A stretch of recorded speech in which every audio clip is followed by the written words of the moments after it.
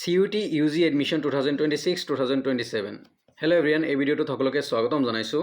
ইতিমধ্যে CUTৰ বাবে সমৰ্থ পোৰ্টেল ওপেন হৈ গৈছে। সমৰ্থ পোৰ্টেল ওপেন হৈ গৈছে ফৰ CUT ষ্টুডেণ্ট আৰু ইয়াতে তোমালোকে এই ইণ্টাৰফেচটো চাই আছা ফ্ৰেছ ৰেজিষ্ট্ৰেশ্যন ৰিকুৱেৰ্ড। সো বহুত ষ্টুডেণ্ট কনফিউজ হৈ আছে যে কেনেকৈ এপ্লাই কৰিব বা কেনেকৈ ৰেজিষ্ট্ৰেশ্যন কৰিব। কিছুমানৰ অহা নাই, এই ৱেবছাইটটো অহা নাই, কেনেকৈ আহিব ভালদৰে চাবা মই কেনেকৈ কৰোঁ বা মই কেনেকৈ ৰেজিষ্ট্ৰেশ্যন কৰোঁ, ৰেজিষ্ট্ৰেশ্যন কৰি দেখাম। সো ফাৰ্ষ্ট অফ অল তোমালোকে কি কৰিবা, গুগলত কি কৰিবা, সমৰ্থ পোৰ্টেল ক্লিক কৰিবা, সমৰ্থ পোৰ্টেল চাৰ্চ কৰিবা।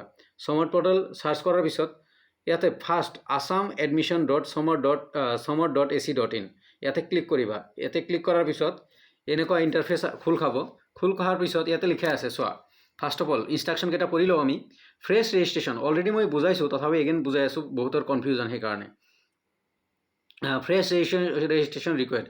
Candidates seeking admission through the CUT score-based admission cycle are required to register a fresh on admission portal using their valid CUT application number and CUT roll number.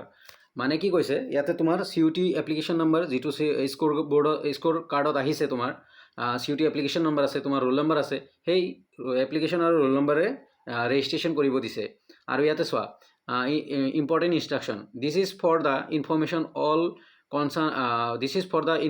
of all the concern that candidates seeking admission under the CUT score-based admission process must be complete a fresh registration before submitting application through the admission portal. মানে তোমাৰ registration complete কৰিব দিছে। আৰু ইয়াতে non CUTৰ কাৰণে লিখিছে যে non CUTৰ কাৰণে ভ্যালিড নহয়। particular to be entered exactly as per CUT 2026 record. তোমাৰ এপ্লিকেণ্ট ফুল নেম, তোমাৰ ফুল নেম CUTৰ স্ক'ৰ কাৰ্ডত যেনেকুৱা নাম আছে, date of birth, CUT application number, CUT roll number same to same দিব দিছে। এতিয়া কি কৰিবা, ওপৰত চোৱা লগ ইন এণ্ড ৰেজিষ্টাৰ আছে, blue log in and register কি কৰিবা, ইয়াতে ৰেজিষ্টাৰ ক্লিক কৰিবা।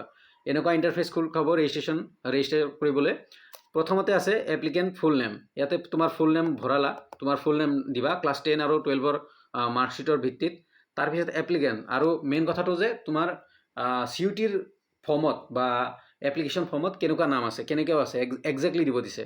তাৰপিছত ইয়াতে CUT এপ্লিকেশ্যন নম্বৰ, তোমাৰ এপ্লিকেশ্যন নম্বৰ দিলা, CUT এপ্লিকেশ্যন নম্বৰ দিলা, তাৰপিছত এপ্লিকেশ্যন নম্বৰ দিলা, ডেট অফ বাৰ্থ দিবা, date of birth, day, month, year দিবা, অ'কে, ইয়াৰ দিলা। তাৰপিছত কি হ'ব, তাৰপিছত এপ্লিকেণ্ট ইমেইল নম্বৰ, ইয়াতে তোমাৰ ইমেইল দিবা, আৰু তাৰপিছত ৰি-এণ্টাৰ ইমেইল, তোমাৰ ইমেইল এগেইন কনফাৰ্ম কৰিবা আৰু নিজৰ ইমেইল দিবা।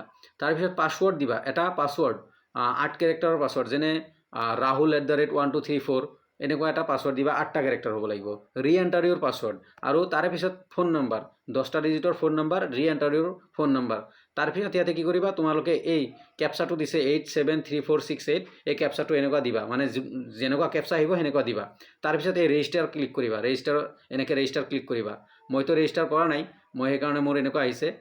তাৰপিছত ক্লিক কৰাৰ পিছত দুটা OTP আহিব, এটা ফোন নম্বৰত আহিব আৰু এটা ইমেইলত আহিব, আৰু লগে লগে এটা বেলেগ পেজ খোল খাব, তাতে OTP দিব। এটা ফোন নম্বৰৰ যিটো OTP ফোন নম্বৰৰ জেগাত দিবা, আৰু ইমেইলৰ OTP দিবা। তাৰপিছত তোমাৰ ৰেজিষ্ট্ৰেশ্যন কমপ্লিট হ'ব। তাৰে পিছত তোমালোকে লগ ইন কৰিবা। লগ ইন কৰাৰ ইয়াতে কি আহিব, ইয়াতে চোৱা, লগ ইন কৰাৰ ইয়াতে CUT এপ্লিকেশ্যন নম্বৰ, তোমাৰ CUT এপ্লিকেশ্যন নম্বৰ আৰু পাছৱৰ্ড, ইয়াতে যোনটো পাছৱৰ্ড দিছিলা আৰু CUT এপ্লিকেশ্যন নম্বৰ দিবা, আৰু কেপচা এগেইন দিবা, যিটো কেপচা আহিব। তাৰপিছত লগ ইন কৰি নিজৰ বেছিক ডিটেইলছখিনি পঢ়াবা, তোমাৰ প্ৰফাইলখিনি কমপ্লিট কৰিবা। তাৰে পিছত প্ৰগ্ৰাম চিলেকশ্যন, তাৰে পিছত এভৰিথিং যিখিনি কৰিব লাগে, তোমাৰ স্ক'ৰ খোজে বা তোমাৰ CUT স্ক'ৰ খোজে, এভৰিথিং দিবা। চ' এনেকৈ ৰেজিষ্ট্ৰেশ্যন কৰিব পাৰা। চ' ভিডিঅ'টো পাৰিলে লাইক কমেণ্ট শ্বেয়াৰ কৰিবা, যাতে সকলোৱে গম পায়। ধন্যবাদ।